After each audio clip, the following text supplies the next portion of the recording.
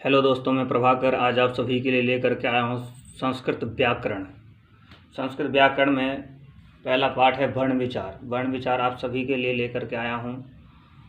इसमें वर्णों की चर्चा करेंगे, स्वर वर्ण, व्यंजन वर्ण, शब्द कैसे बनता है, इन सब चीज़ों पे चर्चा करेंगे। तो सबसे पहले देखते हैं आगे क्या लिखा है। सबसे पहले नंबर पे लिखा है संस्कृत भाषा, यानी संस्कृत वह भाषा है जो पूर्णतया नियमबद्ध है। वास्तविक में पाणिनीय व्याकरण में लगभग 4000 सूत्र हैं और 4000 सूत्रों में सिर्फ नियम ही है, तो इसीलिए कहा गया है कि पूर्णतया नियमबद्ध है। संस्कृत विश्व की प्राचीनतम भाषा है। ऐसा भी कहा जाता है कि संस्कृत विश्व की प्राचीनतम भाषा है और सभी भाषाओं की जननी भी है, ऐसा उल्लेख है। सबसे पहले वर्णमाला। वर्णमाला किसे कहते हैं? वर्णों के समूह को वर्णमाला कहते हैं, यानी वर्णों का जो श्रृंखला है, समूह है, उसको हम क्या कहते हैं? वर्णमाला कहते हैं। वर्णमाला के बाद आगे देखते हैं क्या है। इसके बाद है वर्ण यानी अक्षर। वर्णमाला के बाद वर्णमाला किसे कहते हैं? तो वर्णमाला जो वर्णों का जो श्रृंखला है, जो समूह है, ऐसे जो एकत्रित वर्ण समूह है, इसको कहते हैं वर्णमाला।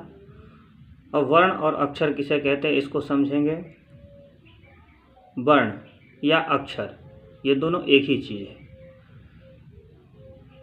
मुख से उच्चारित उस छोटी से छोटी ध्वनि को वर्ण कहते हैं। उस छोटी से छोटी इकाई को वर्ण कहते हैं जिसके फिर से टुकड़े ना किए जा सकें, इसलिए इन्हें अक्षर भी कहते हैं। जैसे आ है, ई है, ऊ है, का है, ता है, पा है आदि बहुत सारे वर्ण हैं। स्वर और व्यंजन वर्ण हैं। तो इस प्रकार से कई सारे वर्ण, आगे वर्णों के भेद भी बताएंगे। तो ये जो है, इन्हें ही उदाहरण के तौर पे इन्हें ही हम वर्ण कहते हैं। आगे लिखा है वर्ण भेद। वर्ण के भेद। सबसे पहले जो वर्ण है वो स्वर वर्ण है। स्वर को संस्कृत में अच भी कहते हैं, यानी अच और स्वर एक ही चीज़ है। जिन वर्णों का उच्चारण किसी दूसरे वर्ण की सहायता के बिना होता है, यानी किसी भी वर्ण की सहायता नहीं लेनी पड़े, ऐसे जो वर्ण हैं, यानी स्वतंत्र रूप से जिनका उच्चारण किया जाता है, ऐसा भी कह सकते हैं, उन वर्णों को स्वर वर्ण कहते हैं। जैसे यहाँ पे लिखा है नंबर वाइज आ, ई, उ, री, ल, री, ए, ओ, ऐ, औ। ये जो है ये स्वर वर्ण है। सामान्य रूप से संस्कृत व्याकरण के अनुसार स्वर वर्णों की संख्या इतनी ही है, 9 संख्या है। इन वर्णों के ह्रस्व, दीर्घ, प्लुत, ह्रस्व, दीर्घ और प्लुत 3 प्रकार होता है, यानी ये जो है 3 प्रकार के होते हैं। जो वर्ण है स्वर वर्ण, उनके लिए कहा गया है। सामान्यतः ह्रस्व तथा दीर्घ स्वर 13 है। अब जो व्यवहारिक भाषा में जो हम पढ़ते हैं, व्यवहारिक तौर पे पढ़ते हैं आज के आंग्लमय जगत में, तो सामान्य रूप से लोग उपयोगी 13 प्रकार के स्वर वर्णों को समझते हैं। 13 प्रकार के स्वर वर्ण कौन है? आ यानी आ के 2 भेद हो गए। ई यानी ई के 2 भेद हो गए। ऊ के भी 2 भेद हैं। री इसके भी 2 भेद हैं। लरी, ए, ऐ, ओ, औ, ये सभी मिला करके 13 स्वर वर्ण हो गए।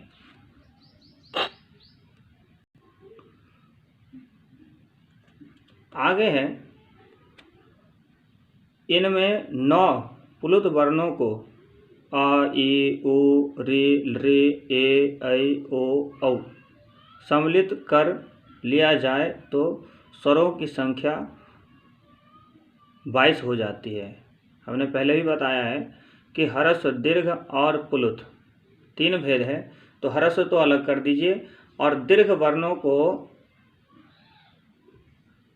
सॉरी अ ई उ री री ए ऐ ओ औ, इन वर्णों को प्लुत की दृष्टि से देखें तो 9 और 9 यानी स्वर 9 प्रकार के हैं और 9 प्रकार के प्लुत स्वर हो गए, तो ये जो है 22 प्रकार के स्वर हो जाते हैं।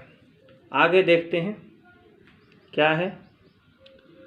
आगे लिखा है उच्चारण की दृष्टि से अ ई उ री री, इन 5 वर्णों के उच्चारण में जो समय लगता है उसे एक मात्रा माना जाता है, यानी एक मात्रिक कहते हैं। ह्रस्व जो है वर्ण उसको हम एक मात्रिक कहते हैं, क्योंकि उसका जो उच्चारण है वो कम समय में होता है। ये ह्रस्व स्वर है, यानी इनको हम ह्रस्व स्वर कहते हैं जिनमें एक मात्रा का समय लगता हो उच्चारण करने में। ई उ री को बोलते समय दुगुना समय लगाए जाए तो यह ह्रस्व स्वर दीर्घ हो जाते हैं।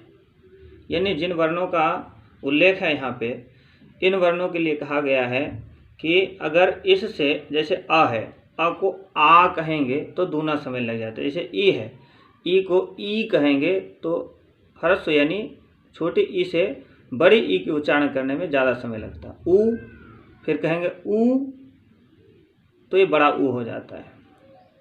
री और री दोनों को उच्चारण करने में अलग अलग अंतर है, यानी एक तो छोटा यानी ह्रस्व है और दूसरे ज़्यादा समय लगाते हैं। ऐसे जो उच्चारण है उसको हम कहते हैं दीर्घ, यानी ह्रस्व से दूना समय, जिसमें ह्रस्व से दूना समय लगे, ऐसे वर्ण को हम क्या कहते हैं? दीर्घ वर्ण कहते हैं, दीर्घ स्वर कहते हैं। आगे लिखा है आ ई उ री दीर्घ स्वर है, जैसे अभी हमने चर्चा किया है। ए ओ ऐ औ भी दीर्घ स्वर है, क्योंकि इनके उच्चारण में भी 2 मात्राओं का समय लगता है। ये मूल स्वरों यानी अ ई उ, ये मूल स्वर है, के मेल से बने हैं, अतः ऐसे संयुक्त स्वर कहा जाता है। इसे हम संयुक्त स्वर कहते हैं। जैसे ए ओ ऐ ओ, ये जो है आ ई उ के मेल से बनता है, इसीलिए इसको हम संयुक्त स्वर भी कहते हैं। यानी है तो स्वर ही, लेकिन इस प्रकार से इनका भेद और उपभेद भी है। प्लुत स्वरों के उच्चारण में 3 मात्राओं का समय लगता है। प्लुत स्वर आ ई उ री री ए ऐ ओ औ, इसमें सभी वर्णों के साथ 3 संख्या दर्शाया गया है। यानी जैसे हम ओम ध्वनि करते हैं तो कहते हैं लंबे समय तक उच्चारण करते हैं। जिस प्रकार से कोई संगीत गायन करता है उस समय राग अलापता है, ऐसे जो उच्चारण है, इस प्रकार का जो उच्चारण है उसको हम प्लुत स्वर कहते हैं। जैसे लंबे समय तक किसी को हम आवाज़ देते हैं हे राम, हे कृष्ण, इस प्रकार से ओम,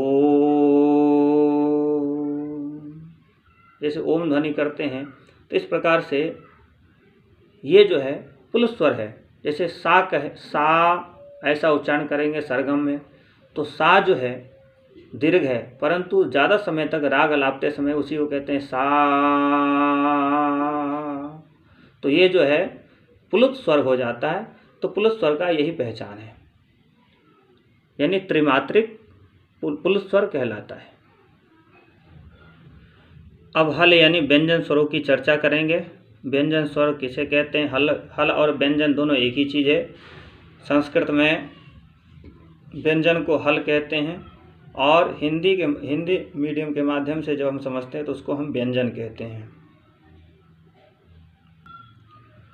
तो इस प्रकार से जिन वर्णों का उच्चारण स्वरों की सहायता से होता है वे वर्ण व्यंजन कहलाते हैं। यानी कहने का मतलब है जिन वर्णों का उच्चारण बिना स्वर लगाए ना हो, ऐसे जो वर्ण उसे हम क्या कहते हैं? व्यंजन वर्ण कहते हैं। सामान्यतः छात्र समझते हैं कि का जो है पूरा जो लिखा है का एक व्यंजन है, यह उनकी भूल है। यानी ऐसा समझना गलत है। उच्चारण की सुविधा के लिए उसमें आ, का और आ, का यानी आधा होता है, यानी हल यानी व्यंजन है, और आ जो है स्वर लगने के बाद उसका उच्चारण पूर्ण रूप से का उच्चारण कर पाते हैं। व्यंजन के अनुसार इसका सही रूप का, ऐसा जो इसमें लिखा है हलंत लगा हुआ, नीचे ऐसा डंडा सा लगा हुआ है, ये जो है का, ये व्यंजन है। इसमें आ लगा देते हैं तो पूरा उच्चारण हम कर पाते हैं का। आगे देखते हैं व्यंजन के भेद। व्यंजन के भेद स्पर्श, अंतस्थ और ऊष्म। स्पर्श, अंतस्थ और ऊष्म, ये 3 भेद है। सबसे पहले हम स्पर्श व्यंजन की चर्चा करेंगे। तो स्पर्श व्यंजन इस प्रकार से है का, खा, गा, घ, ङा, यानी ये पूर्ण रूप से तो जैसे मैंने उच्चारण किया ऐसा नहीं है, हलंत है। हलंत वर्ण जो है व्यंजन को हलंत कह सकते हैं हम। तो इसमें बिना स्वर लगाए इसका उच्चारण तो असंभव होता है, परंतु फिर भी का, खा, गा, घ, ङा, चा, छा, जा, झा, ञा, टा, ठा, डा, ढा, ण, ता, था, दा, धा, न, पा, फा, बा, भा, मा, यानी कवर्ग, चवर्ग, टवर्ग, तवर्ग और पवर्ग, ये 5 वर्ग है। पांचों वर्गों के 5-5 वर्ण हैं। पांचों को हम अगर गुणा कर देते हैं तो 25 वर्ण हो जाता है। यानी अगर कोई पूछे कि स्पर्श व्यंजन की संख्या कितनी है तो हम कहेंगे 25। इसके बाद अंतस्थ व्यंजन क्या है? अंतस्थ व्यंजन ये है या, र, ल, व, ये 4 जो है अंतस्थ है। ये 4 अंतस्थ कहलाते हैं।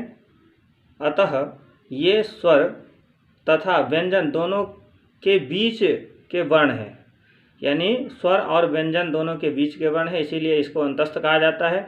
अंतस्थ की संज्ञा देते हैं, इसीलिए इसको हम अंतस्थ की संज्ञा देते हैं। अब आगे देखते हैं ऊष्म वर्ण की चर्चा करेंगे।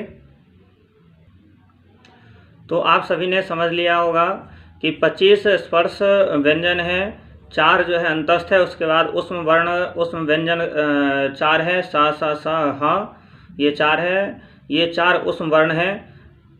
इनके उच्चारण में जिह्वा मुख के किसी भाग के साथ, जिह्वा मुख के किसी भाग के साथ रगड़ खाती है, यानी जिह्वा को चलने से, अतः इन्हें ऊष्म नाम दिया गया है। यानी इनके उच्चारण में जिह्वा मुख के किसी भाग से के साथ रगड़ खाती है, यानी उच्चारण करने में किसी भाग के साथ जिह्वा का स्पर्श होता है, इसीलिए इसको ऊष्म वर्ण कहा गया, ऊष्म व्यंजन कहा गया। यानी कुल मिलाकर के व्यंजनों की संख्या 33 हो गई, 33। यानी स्पर्श व्यंजन यह 25 है, अंतस्थ 4 है और ऊष्म 4 है। इस प्रकार से ये जो है व्यंजन जो है 33 प्रकार के हैं। इन सभी व्यंजनों का उच्चारण जब करेंगे तो उच्चारण करते समय हमें किसी न किसी स्वर वर्णों की सहायता लेना आवश्यक है। बिना स्वर वर्ण की सहायता से हम इसका उच्चारण नहीं कर सकते। आगे है अयोगवाह। अयोगवाह हिंदी में है, हिंदी में अयोगवाह कहते हैं इसे। वैसे संस्कृत में जो लिखा है वो नीचे लिखा है। स्वर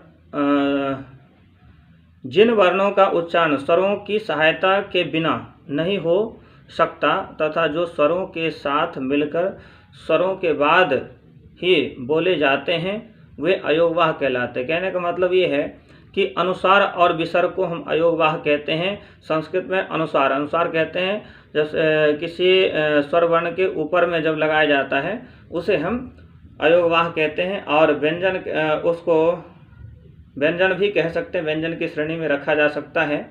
और विसर्ग यानी किसी भी जो वर्ण है स्वर वर्ण उसके बाद आगे लगाया जाता है, 2 बिंदी जैसा यहाँ पे नीचे लिखा हुआ है सबसे नीचे, तो इसको हम अयोगवाह कहते हैं, यानी विसर्ग। और ऊपर वाले अयोगवाह जो है वो है अनुस्वार, अनुस्वार किसी भी वर्ण के ऊपर लगाया जाता है। इसका उच्चारण म किया जाता है अनुस्वार का, और विसर्ग का उच्चारण हा किया जाता है। यानी जब हम किसी भी वर्ण के साथ इसका उच्चारण करेंगे तो अनुस्वार के जगह में माँ का उच्चारण करेंगे, ना का उच्चारण करेंगे, अनुनासिक वर्णों का उच्चारण कर सकते हैं। और जो अंतिम है, लास्ट में विसर्ग लिखा है, उसका उच्चारण सिर्फ हा ही होगा। किसी वर्णों के साथ में, स्वर वर्णों के साथ में इसका उच्चारण हम हा करेंगे, हा। जैसे राम है, आगे विसर्ग लगा दी तो रामः, राम है ऊपर अनुस्वार लगा दिए तो रामम, ऐसा हम उच्चारण कर सकते हैं। इस प्रकार से ये व्यंजन वर्ण के अंतर्गत ही रखा जाता है। वैसे इसको अलग से हिंदी व्याकरण के अनुसार अयोगवाह कहते हैं, इसीलिए इसमें विभाजन करके दिया गया है। वह जब हम वर्ण विचार पढ़े हैं तो स्वर वर्ण और व्यंजन वर्ण की बहुत ही महत्ता है। बिना किसी वर्ण के कोई भी शब्द का निर्माण नहीं हो सकता है, और शब्द का निर्माण जब हम करते हैं तो सार्थक शब्दों का ही निर्माण करना चाहिए। कभी भी वर्णों की सहायता से सार्थक शब्द का ही उपयोग करना चाहिए। निरर्थक शब्दों का उपयोग करने से उसका कोई अर्थ नहीं निकलता है। सार्थक शब्द का निर्माण करते हैं तो उसका कोई ना कोई अर्थ होता है, कोई ना कोई उसका वजूद होता है, कोई ना कोई उसका वैल्यू होता है। इसीलिए वर्णों की सहायता से हमें सार्थक शब्दों का ही निर्माण करना चाहिए। ऐसा नहीं कि वर्णों का जो समूह है, कई सारे सार्थक वर्णों को एकत्रित करके हम जब शब्द का निर्माण करते हैं तो निरर्थक शब्द में निर्माण ना हो जाए। इसलिए शब्दों को जब हम निर्माण करते हैं तो सार्थक शब्द ही निर्माण करना चाहिए। सार्थक शब्दों का कोई ना कोई अर्थ होता है, यही इसका पहचान है। धन्यवाद। अगले वीडियो में फिर मिलेंगे आपसे वर्ण विचार के साथ। फिर एक वर्ण विचार आपके साथ लाएंगे, आपके लिए, आप सभी के लिए वर्ण विचार लेकर के आएंगे फिर। धन्यवाद।